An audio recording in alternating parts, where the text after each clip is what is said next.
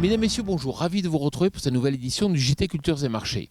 Nous commencerons bien sûr cette émission en évoquant l'impact potentiel du conflit ukrainien sur les cours. Nous ferons ensuite un focus sur le développement du blé en Ukraine et en Russie avant d'aborder les tensions portant sur le complexe oléagineux. Enfin, nous parlerons de l'Algérie qui vient d'acheter un volume conséquent de blé. Vladimir Poutine a frappé fort le lundi 21 février en déclarant l'indépendance des territoires séparatistes pro-russes de l'est de l'Ukraine, autorisant ainsi les forces armées russes à entrer sur le territoire ukrainien.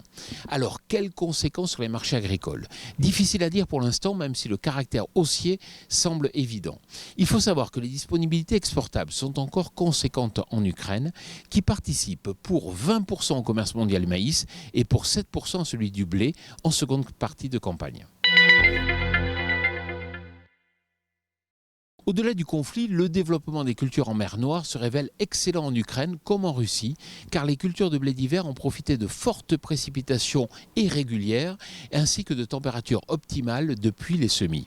Attention, car nous ne sommes qu'en février et les années passées ont montré que la période de risque climatique est encore devant nous. Au pire, nous pourrions avoir 3 facteurs explosifs pour les cours: tensions militaires et difficultés logistiques, éventuels dégâts liés à un froid excessif et stock faible à l'échelon mondial. À suivre donc. La tension est toujours forte sur les oléagineux. En Amérique du Sud, le développement du soja inquiète et les conditions de culture ne cessent de se dégrader, notamment en Argentine. En Malaisie, la demande en huile de palme reste forte et les exportations ne permettent pas de reconstituer les stocks.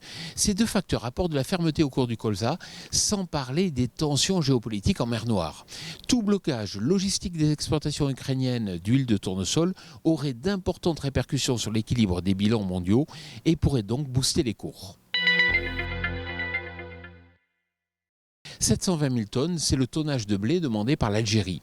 Ce pays a ainsi profité du récent repli des cours pour revenir aux achats en se fournissant en majorité en mer Noire, mais aussi en Argentine. Cependant, quelques volumes de blé français ont été contractualisés et sont synonymes d'espoir pour la suite de la campagne. Rappelons tout de même que l'Algérie a modifié son cahier des charges pour l'importation de blé en novembre dernier et que celui-ci est désormais plus favorable au blé en provenance de la région mer Noire. Mais le conflit ukrainien pourrait là aussi rebattre les cartes. Voilà, le JT Culture et Marché, c'est terminé. Je vous souhaite bien sûr une excellente semaine.